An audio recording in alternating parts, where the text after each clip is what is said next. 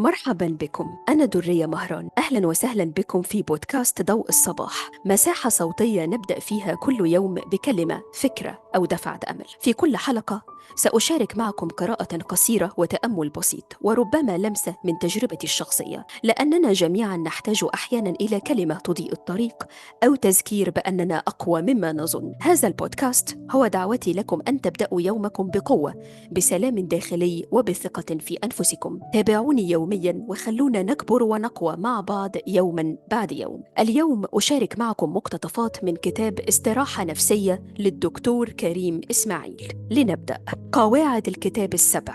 استرخ. هذا الكتاب هو استراحة نفسية، فلا تجعل قراءته ترهقك. استمتع بالقراءة، لا يوجد وقت محدد لإنهاء الكتاب. جد دائما بيئة مريحة للقراءة. تأن. هذا الكتاب للتدبر والتفكر في معتقداتنا والمسلمات التي كادت تدمر صحتنا النفسية. لا تجعل سباق القراء الجدد يلهيك عن الهدف الأساسي للقراءة. القراءة وسيلة تخدم الترفيه والتعلم والتطور، وليست هدفا في ذاتها. فلا فائدة في قراءة سريعة تضيع منك الهدف الرئيسي للكتاب.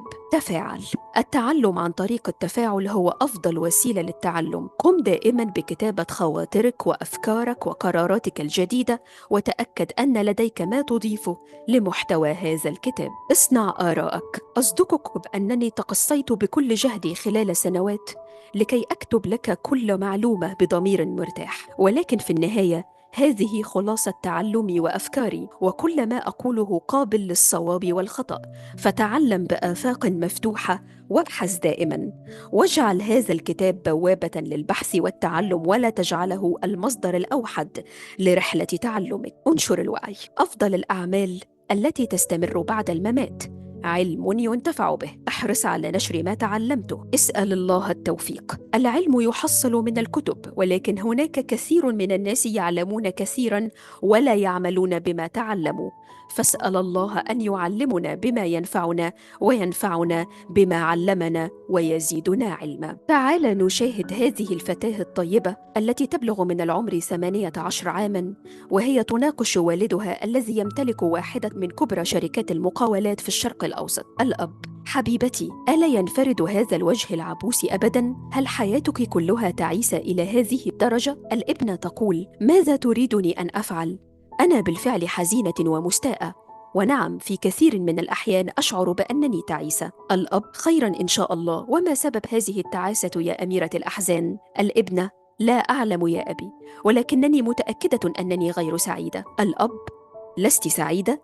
ماذا ينقصك يا أستاذة؟ تعالي يا منال، استمعي لابنتك التي تكاد تمرضني وتشل حركتي. مدارس، أنا أوفر لها أحسن المدارس. سفر، لم يبق تقريبا مكان في العالم لم تزره. خروج، تذهب لأغلى وأرقى الأماكن. ملابس، يمكنها فتح معرض للملابس من داخل غرفتها. هدايا، انظري لهذه السيارة التي لا يركبها أحد في سنها. ماذا يجب أن نفعل لكي ترضى عنا معالي الوزيرة وتصبح سعيدة؟ ألا تعرفين الحمد؟ ألا تعرفين الرضا؟ انظري لمن هم أقل منك، فالكل يتمنى نصف ما عندك. الأم: يا ابنتي احمدي ربك. السعادة لمن يملك الرضا في قلبه. وما زالت الابنة تستمع، ويعلوها نظرة بها خليط بين الدهشة والإحباط والحزن، وبدأت دموعها تتساقط وهي تقول: أنا لا أعلم ماذا يحدث. ماذا قلت لكي يحدث كل هذا الضجيج وأسمع كل هذه المحاضرات المليئة بالمن والأذى؟ أنا أشعر بالوحدة، لا يوجد لدي أصدقاء، وأنتم دائما في العمل ولا أراكم ولا أستطيع أن أتحدث معكم. وعندما فعلت كانت النتيجة ما حدث الآن. لم تستمعوا لي ولم تحاولوا أن تفهموني، وصرختم في وجهي وكأنني أعلنت كفري وإلحادي. ثم انهارت وذهبت لغرفتها. هل تشعر أنك مررت بموقف مماثل من قبل؟ هذا النوع من سوء التفاهم يحدث يوميا بين البشر. يحدث بين المتزوجين، وهي تقول: أنت لم تعد تحبني، ورأس زوجها ينفجر عند سماع هذه الكلمة، وهو يقول: يا حبيبتي، يا عمري، يا أعصابي، يا ربي، ألم أقل لك أحبك منذ يومين وأحضرت لك الورد والشوكولاتة؟ ويبدأ السجال. هي تقول: لا تحبني، وتقصد لا تهتم بي، وهو يقول: أحبك، لأن هذه الكلمة تعني الرومانسية الموجودة بالأفلام، مثل شراء الورد مع القليل من الكلمات الطيبة. وهو يظن أن مهمته انتهت، وهي تنتظر أن يجلس معها ليتكلما في حوار طويل ليلا وهو ينظر إليها. هذه الخلافات تحدث دائما حين نتكلم عن مصطلحات يعرفها الجميع مثل السعادة، الحب، الاهتمام أو الراحة، ولكن كل شخص له تعريفه الخاص لتلك الكلمات، وحينها يحدث سوء التفاهم.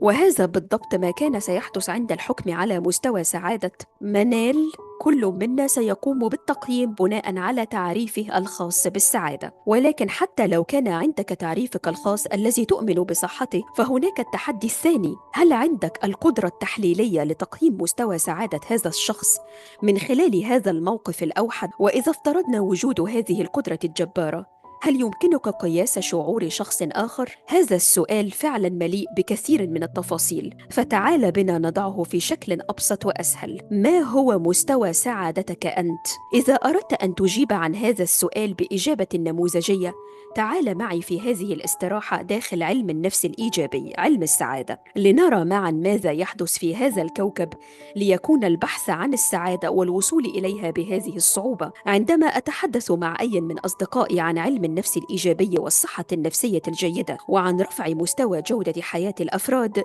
يكون هناك سؤال مهم يطرحه الجميع: ما هي السعادة؟ لأن من الواضح أننا جميعا مختلفون على المعنى، فهل هناك معنى أو تعريف علمي لها؟ أعرف أن الكثير من الناس لا يحب إجابة السؤال بسؤال، ولكن هذا السؤال لا بد أن يطرح للنقاش قبل الإجابة. ما هي الاعتقادات الخاطئة عن السعادة؟ لأننا عندما نقرأ معلومات تتدخل معتقداتنا السابقة في استيعاب وتفسير هذه المعلومات، فلو كان لدينا معتقدات خاطئة غالبا سيجعل ذلك كل ما نقوله حول السعادة يسقط بمعنى مختلف في داخل عقل كل قارئ. لهذا سأحاول قدر المستطاع في هذا الكتاب دائما أن نبني أرضية مشتركة بيننا حول معظم النقاط، لكي نتحرك معا في هذه الاستراحة. المحطة الأولى: استراحة مع الاعتقادات، السعادة والراحة والفارق بينهما. نحن دائما نبحث عن الراحة، ننتظر هذه اللحظة التي سنقوم فيها بترك كل شيء ونجلس على أحد الشواطئ والشمس تعكس أشعتها على أجسامنا ونحن نستمتع بفعل لا شيء تماما. العقل البشري مصمم لكي يبحث عن طرق لترشيد الطاقة المستخدمة، ولذلك يقوم دائما بصنع مسارات ثابتة وسريعة ليقوم بعمل مهامه بطريقة أسهل وأسرع دون استخدام الكثير من الطاقة. يمكنك قراءة كتاب بسرعة وببطء، ربما لذلك ينعكس علينا البحث الدائم عن الراحة والطرق المختصرة. وللأسف هذا ما يحدث مع كثير من قراء كتب التنمية الذاتية أو رواد المحاضرات. يبحث البعض داخل هذه الكتب والدورات على طريق مختصر لتحقيق أحلامه أو حل مشاكله، وهذا ما يجعل كثيرا من الناس فريسة سهلة لبائع الوهم والعلوم الزائفة. سنة هذه الحياة هي العمل، وأن كل شيء يأخذ وقتا وجهدا، فالله وحده من يقول كن فيكون. وهذا ينطبق على السعادة، فإذا كنت تنتظر من هذا الكتاب أن يجعلك سعيدا فأنت في المكان الخاطئ، وإن كنت تبحث عن حل سريع خفي فبكل أسف لا يوجد. نحن البشر نعمل بقوة ونجتهد لنحصل على شهادات علمية ومراتب كبيرة في العمل، نجتهد لنصل لأي شيء إلا السعادة. هناك هذا الاعتقاد الدائم أنها تأتي من تلقاء نفسها، وأن السعادة تعني الراحة، ولا يجب على الإنسان أن يبذل جهدا لكي يصبح سعيدا. يقول أحدهم: الإجازة مملة جدا، وها هي تنتهي ولم أشعر بشيء. يمكنك بالطبع رؤية هذا يحدث في المصايف من اجتهاد يفوق اجتهاد لاعبي الأولمبياد. هذا الجهد العظيم الذي يقوم به الجميع ليحافظ على الصور الاجتماعية البلاستيكية، وأيضا ليشعروا بشيء من السعادة الزائفة، فيستمرون في البحث عن أنشطة ممتعة الواحدة تلو الأخرى دون أي راحة. وإذا انتهى الحال ببعض الناس إلى عدم الحصول على هذه المتعة، يلجؤون للمشروبات الكحولية والتدخين الممنوع بأنواعه، وفي النهاية يعود الجميع لأراضيه في كثير من الأحيان في حالة مزرية، ويكتشفون أنهم لم يقوموا بإعادة شحن بطاريتهم، ولكنهم قاموا بأخذ مخدر لمدة أيام ثم عادوا إلى حياتهم الطبيعية. كبسولة المتعة مكون من مكونات السعادة، ولا يمكنها أبداً أن تمثل السعادة وحدها. السعادة ونقطة الوصول happiness and destination. الكثير من الناس يظنون أن السعادة هي منطقة يصلون إليها يوماً، وهذا اعتقاد موروث في كثير من الأشياء. أبسطها: عندما يحدث شيء ما سأرتاح. ويظن الكثير أن الراحة شيء سيتم الوصول إليه، ولكن مع خبرة الحياة ستجد أن الحياة عبارة عن تحديات متتالية لا تنتهي إلا بانتهاء الحياة نفسها. فإن لم تستطع أن تجد طريقا للراحة داخل تحدياتك، فسيكون مصيرك مثل كثير من هؤلاء الذين عاشوا وماتوا وهم يبحثون عن راحة لم يصلوا إليها أبدا. وكذلك السعادة، يقول علماء النفس إنها حالة متحركة dynamic state، وليست حالة ثابتة static state. ولهذا يا صديقي، يجب أن تعيش وأنت تعلم أنه ليس هناك ما يسمى أن تصل للسعادة، ولكن هناك ما يسمى أن تحيا بسعادة. ولكن أنا أعلم جيداً أننا في كثير من الأحيان نقرأ كلاما جيدا ويظهر لنا أنه مقنع، ولكن يكون بداخلنا شيء يقول: لا والله، هذا مجرد كلام. لو وصلت لكوني مليونيراً سأكون سعيداً. إذا حصلت على سيارة من طراز فيراري سأكون سعيداً.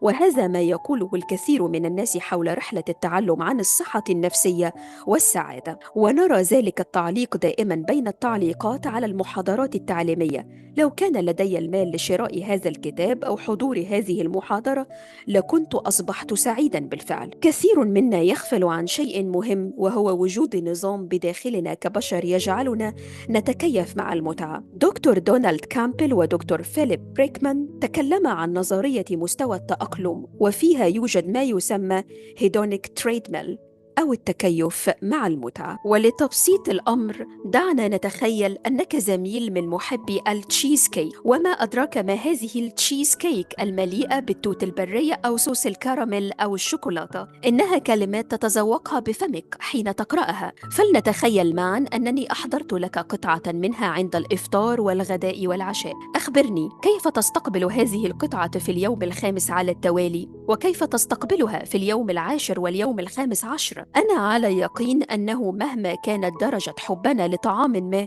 فإنه بعد عدة أيام بسيطة سيصبح هذا الطعام لا يثير حماستنا بنفس القوة. وبمرور الأيام ستظل هذه الحماسة تندثر حتى يصبح هذا الطعام لا يثير الاهتمام، ولكن قد يثير الغثيان. وهذا يا صديقي المثال الأبسط للتكيف مع المتعة. أيا كان مستوى متعتك وانبهارك وسعادتك بشيء ما، فمع الوقت سيصبح هذا الشيء كباقي الأشياء التي تمتلكها في حياتك. هل تتذكر هذا الحذاء الجديد الذي استمررت في تنظيفه يوميا قبل وبعد كل خروج من البيت، وبعد فترة تم التعامل معه كباقي الأحذية التي تمتلكها؟ هل تتذكر دائما اهتمامك بكل ما امتلكته جديدا، ولكن بعد قليل من الوقت أصبح شيئا عاديا تماما؟ السؤال الذي يدور بذهنك منطقي: لماذا خلقنا الله بشيء كهذا؟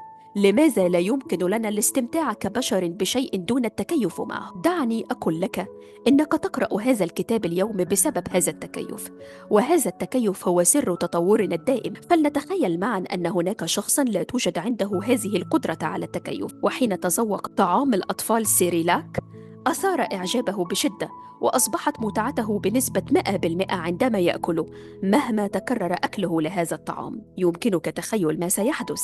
هذا الشخص لن يشعر بالفضول أو يحاول أن يأكل شيئا آخر لنهاية حياته. إذا كان أي شيء تفعله وتستمتع به 100% من أول مرة ويستمر بنفس القوة كل مرة، فلماذا سنجرب أشياء جديدة؟ لماذا سنطور من أنفسنا؟ إن لم يكن كذلك لما حاول الإنسان تطوير نفسه في شيء. فكل البشر سعداء 100% من أكل شيء واحد وعمل نشاط واحد مستمر، لأن العقل البشري طبيعته أنه يحب توفير الطاقة والجهد والحفاظ على نفسه. فإذا كان هناك شيء واحد ليفعله ويعطيه كل ما يريد، فلماذا سيفعل أكثر من شيء؟ ولكن أيضا هناك جانب آخر للتكيف. بعض الناس قد يذكر لي أنه إنسان بوهيمي لا يكترث لما يحدث، وليس لديه أدنى مانع من أن يعيش حياته كلها يأكل يقول نفس الشيء ويفعل نفس النشاط مرارا وتكرارا، وهذا سيكون بمثابة راحة للبال بالنسبة له. دعنا نكتشف كيف سيحتاج هذا الشخص إمكانية التكيف. عندما قمت بسؤال المتابعين لصفحتي على فيسبوك للمشاركة في استقصاء حول توقع مستوى السعادة، مجموعتين من الناس الآن وبعد عام.